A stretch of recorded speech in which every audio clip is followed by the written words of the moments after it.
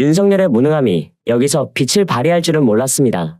서희초 사건을 비롯한 심각한 교권 문제, 굉장히 큰 사회적 이슈고 우리 사회 모두가 나서서 바꿔야 할 것 중 하나입니다. 교권이 내려앉기 시작한 역사가 꽤 오래됐고 지금까지 제대로 건드리지 못했고 교사들을 지켜내지 못한 책임은 사회적으로 굉장히 큽니다. 정치적으로도 해결해야 할 문제가 많은데 윤석열이 대통령 차원에서 어떠한 지시를 내거나 입장을 내는 게 아무것도 없었습니다. 저는 사실 이게 훨씬 낫다고 봤습니다. 왜냐면 윤석열은 이 문제 역시 전 정부 탓을 하거나 이념과 관련한 발언을 하는 등 철저히 본인 정치관을 드러내는 발언만 할 바에는 차라리 안 하는 게 더 낫다고 본 겁니다. 쓸데없는 말을 했다가 괜히 정쟁화만 되니까요. 그래서 몇 개월간 윤석열로부터 입장이 안 나오다가 지난 6일에 처음으로 발언이 나왔습니다. 그러나 역시나 논란이 됐을 뿐 교권 회복에는 그 어떠한 도움도 안 되는 내용뿐이었습니다. 윤석열이 최근 교사들의 안 좋은 일들에 대해 이런 말을 했습니다. 그대로 인용해 드리겠습니다. 조금만 더 인내했다면 제도와 환경이 바뀌며 불행한 일을 막을 수 있지 않았겠나. 이 말 하나로 윤석열은 끝났다고 보는 겁니다. 이 소리는 결국 제도와 환경이 진작 바뀌었어야 하는 것에 대해 탓하는 게 아니라 피해 교사들이 인내가 부족했다는 소리밖에는 안 됩니다. 스스로를 포기하기까지 피해 교사들이 느꼈을 극심한 고통을 인내심 부족으로 표현하고 이걸 한 나라의 대통령이 했다는 것 자체가 굉장히 개탄스러울 따름입니다. 스스로를 포기하기까지 정부가 외면했고 사회가 외면했습니다. 처음부터 이렇게 만든 우리 모두의 책임이 큰데 이걸 피해 교사들의 인내심 문제로 돌려버리는 걸 보고 경악을 금치 못했습니다. 저는 이걸 단순히 윤석열의 무능으로만 보는 게 아니라 인간으로서 갖춰야 하는 공감 능력, 판단 능력, 모든 게 결여된 사람이라는 걸 확인할 수 있는 계기라고 봅니다. 지금 교권 관련 문제는 단순히 정치적으로만 해결할 수 있는 문제가 아닙니다.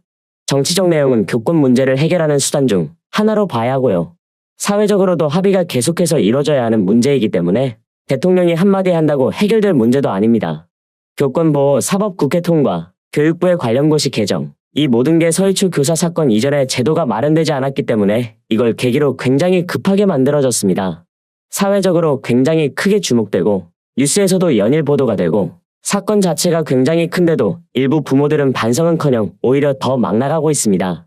낡은 제도와 정책으로부터 비롯된 잘못된 사회 인식을 바꿔야 하고 이걸 진작에 마련하지 못한 점 그리고 이를 살피지 못한 점에 대해 대통령으로서 통감해야 하는 게 맞습니다. 윤석열의 책임이라는 게 아닙니다. 교권 문제는 수십 년 동안 문제가 되어 왔습니다. 그러나 대통령으로서 책임을 통감해야 하는 건 당연한데 오히려 피해 교사들의 인내를 운운한다는 게 말이 안 된다는 겁니다. 망언 수준인 거죠. 국민 고통에 공감하지 못하는 인식, 고통을 덜어줄 의지도 없다는 본심, 이런 모든 걸 적나라하게 보여준 겁니다. 이게 굉장히 큰 문제가 되는 이유는 모든 문제를 이렇게 바라보기 때문입니다. 윤석열은 건들기 어렵거나 까다로운 문제에 대해서는 언급조차 안 합니다. 저출산 문제, 경제 대책 문제, 부동산 문제, 이런 걸 윤석열이 공개적으로 발언하는 걸 들어보셨나요? 토론 때 주택청약통장이 뭔지 모르는 것만 봤을 뿐 취임 이후에 이런 문제들에 대해 깊이 논의하거나 공개적으로 발언하는 걸 한 번도 못 봤습니다. 왜냐면 이런 문제들은 기본적으로 굉장히 많은 지식을 요구하고 통찰을 요구하기 때문입니다. 경제 관련 지식, 보건 관련 지식만 있다고 해서 해결할 수 있는 문제가 아니기 때문에 윤석열한테는 굉장히 어려운 겁니다. 교권 관련 문제 역시 마찬가지입니다. 이건 정치가 바뀐다고 해서 해결될 문제도 아니고 사회적 인식만 바뀐다고 해서 해결될 문제도 아닙니다. 기본적으로 일부 학부모들이 교사를 의리라고 생각하고 본인이 마음대로 갑질을 해도 된다고 생각한 것에 대한 근본적인 문제부터 찾아야 하고요. 그리고 이 근본적인 문제를 해결하기 위한 수많은 수단 중 하나가 정치가 되는 겁니다. 법으로 어떠한 것을 규제하는 건 오히려 쉽습니다.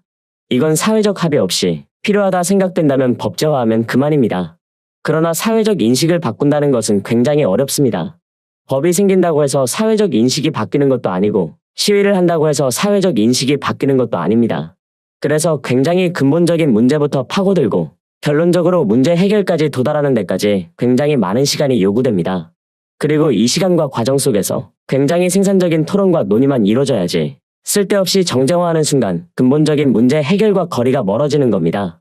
이 문제만큼은 여야를 떠나서 교권 회복이라는 목표 하나를 두고 모두가 움직여야 하는데 대통령이라는 사람이 이렇게 아니란 인식을 보여주니 이 또한 정쟁화가 되고 있습니다. 피해자들의 인내를 운운한다는 건 그 어떠한 사건에서도 피해자를 우선 탓할 것이라는 윤석열의 인식을 보여주는 거고요. 어떠한 문제가 터져도 책임 있게 나서서 해결할 일은 절대로 없다는 걸 보여준 겁니다. 교권 회복 문제는 수많은 국정 운영 과제 중 하나이고 모든 국정 운영 과제에서 이러한 모습을 보여준다는 게 문제입니다. 당장 인사 임명도 보면 어떻습니까? 청문회 중에 자리를 박차고 일어나고 다음 청문회 일정의 모습도 안 드러내는 후보자에 대해서 명확하게 질타도 못합니다. 인사청문회는 국민들을 위해 있는 자리입니다.